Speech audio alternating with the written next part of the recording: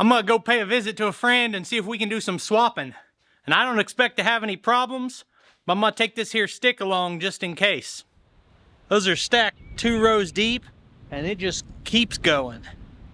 Looks like a different machine up here I've never seen.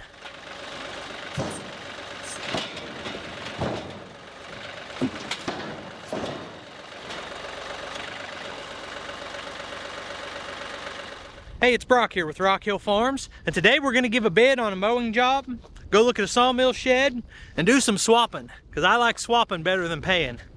Should be a lot of fun. I'm here to pick up a cherry log from my buddy Mike. My friend Tony from Tony's Tractor Adventure gave me some cherry lumber that we milled together, and my wife's wanting to make something nice out of it. Now I'll have some more cherry to go with it. And we don't get much cherry around here.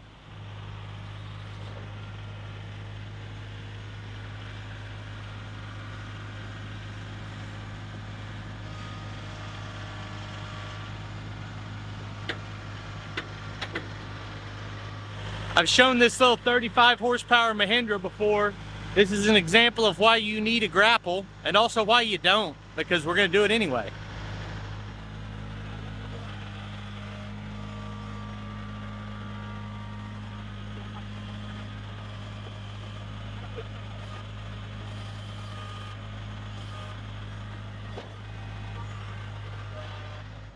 Yeah, if somebody didn't know better, they'd think we knew what we were doing. Exactly. We don't get a lot of cherry around here, so I'm really excited to have this. That last bit of cherry we got, my wife's been calling it her cherry, and she said don't do anything with her cherry without permission. So I'm gonna double the stack up. But talking to Mike, I picked this up from a new friend named Mike, and just talking to him got me thinking that there ought to be more swapping and less paying going on. I think it used to be more that way, but I like it. I still like doing things that way. So about 3 months ago, I got a message, said, hey, I like watching your videos. I don't live very far from you. I got a tree I need cut down, and it's too big for me to handle. I'm afraid to do it myself. Would you want to come cut this tree down? I thought, you know, I'm out here to make money. That's why I've got all this equipment.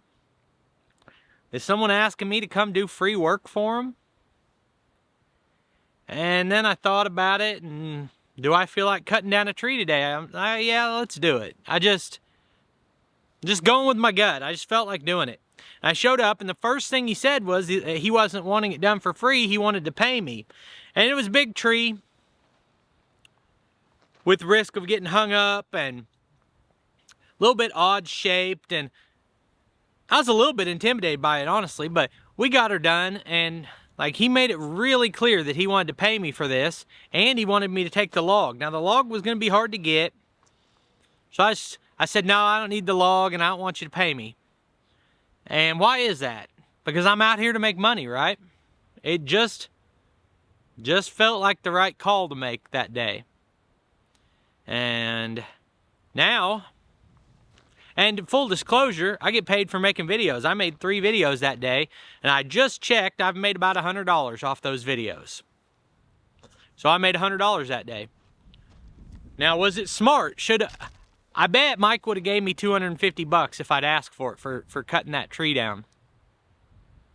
But I don't know, that might have been the last time I heard from him. But as it is, I've got another job lined up that he's going to give me 3 oak trees for the sawmill.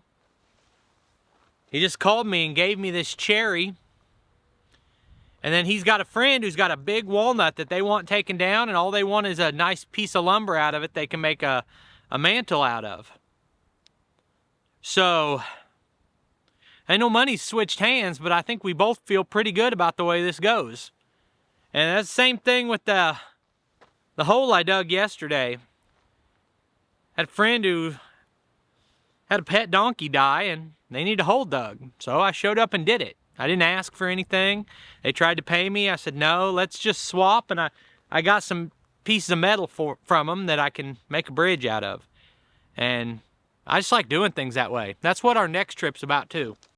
I think I made this clear, but I'm going to say it one more time to be crystal clear and not offend anyone. if you've bought machines or equipment or a trailer or saws or whatever the case is so that you can earn a living, you need to be charging people. I don't want to give this message that there's something wrong with charging to do work, because I do that too. But I think the best thing that I could be paid in is friendship. I'd like to have a lot of friends around that where we can all count on each other. If maybe next time I need some help and he can help me, and maybe he won't charge me anything because I'm having a bad day. You know how it is?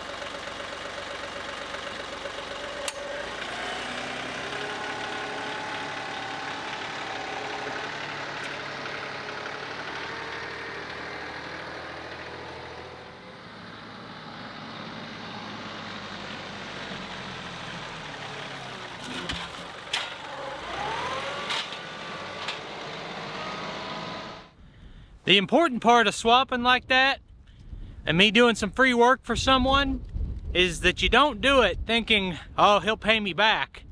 Or I send him a message, hey, remember that free log? Remember that free work I did? Can you give me something now? You do it because you feel like doing it. And then usually just good things happen. Let's go do some more swapping. Before we head out, I grabbed me this piece of 1" by 2" walnut. Take it along. I think it'll come in handy.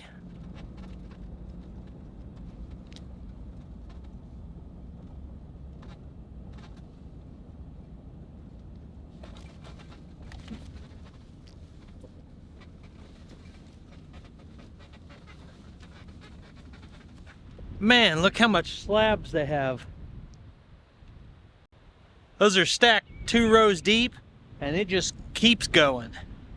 Looks like a different machine up here I've never seen. Swinger loader.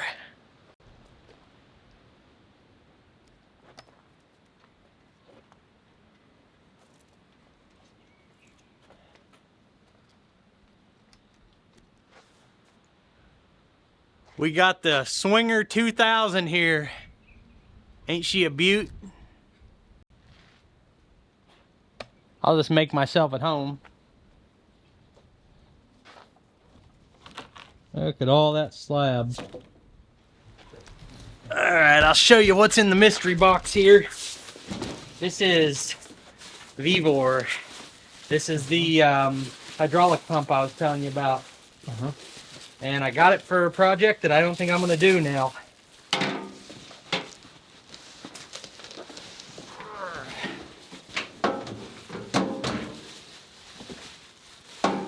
That does work for a lot of stuff. You think you could find a use for this? For this, I think, is the fluid reservoir. Yeah. And the controller. Yeah, definitely find something that we. I was thinking about maybe trading you for a beam. Could do that. Whenever I get as far as planning out my building, I might need 1 beam longer than I can cut. Yeah. I can cut 20, 21 if I'm careful.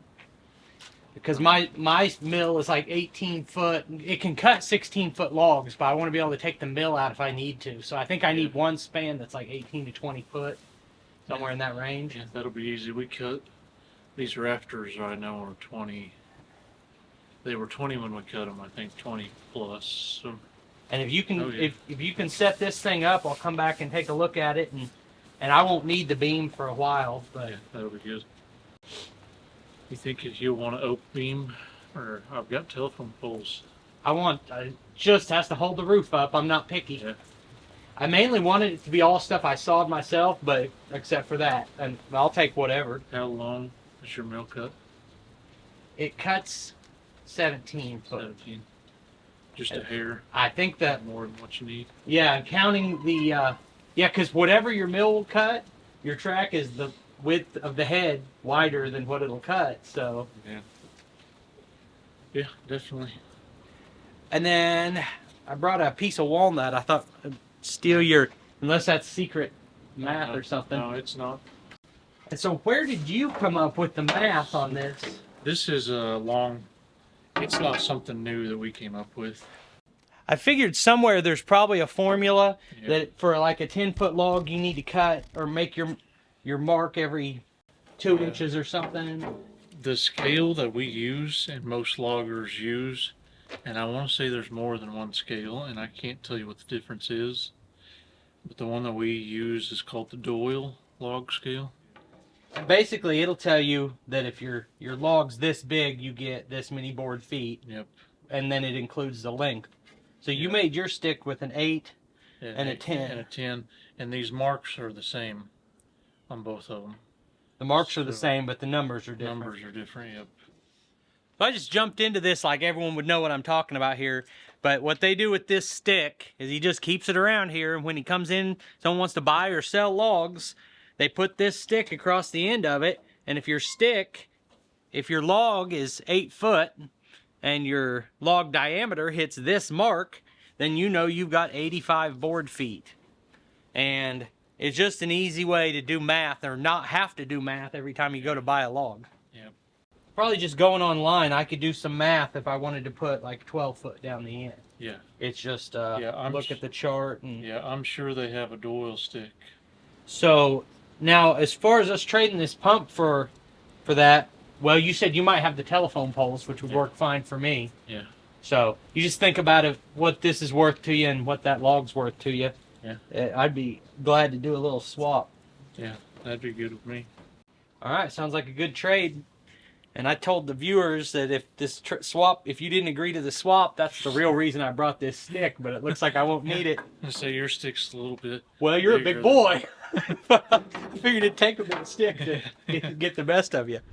Well, I'm out here to look at this mowing job, and it was described to me as like a brush cutting job. But he sent me pictures, and the grass didn't look like it was more than 6 inches tall. And he said he really doesn't want it cut short like with a lawnmower, because obviously I got that Hustler that would be pretty quick out here, probably quicker than anything else. But he said he wanted it cut more rough cut, leave it long and shaggy. And so I said, well, I could bring the flail mower, but that's gonna give you a nice finished cut. It's not really designed to run up off the ground like that. So maybe I'll use a brush mower. Well, I just got here, and this is cut shorter than I ever cut my yard. I don't know, he doesn't live here. This is like a secondary property.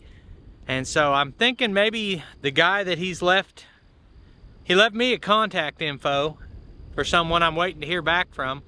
I'm thinking maybe that guy's already had it cut, but I'm gonna wait around. I'm gonna walk the property, see what all we got here, and wait around, see if he gets back with me. But this customer I'd really like to have, and in the mode of what I was talking about today with swapping instead of paying, I'll probably give this guy a heck of a good deal, which I already don't charge that much anyway. But he's talking about developing this. He's wanting to put in a bridge and do a whole bunch of different stuff, and thought, man, this might be a good customer to have. So I'll definitely give him a good price on the mowing. But let's see what this looks like. This looks like it needs brush hogged to you. It doesn't really seem like a candidate for brush hogging to me.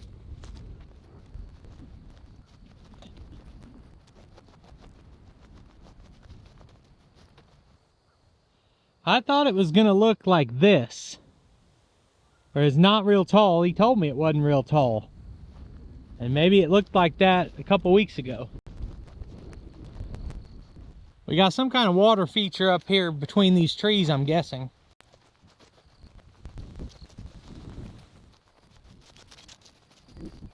It's got a nice river access down there, but I think the property line, I think I might even be across the property line. I'm gonna head back the other way. Well, I figured out where the property stakes are, and I was wandering off onto someone else's property.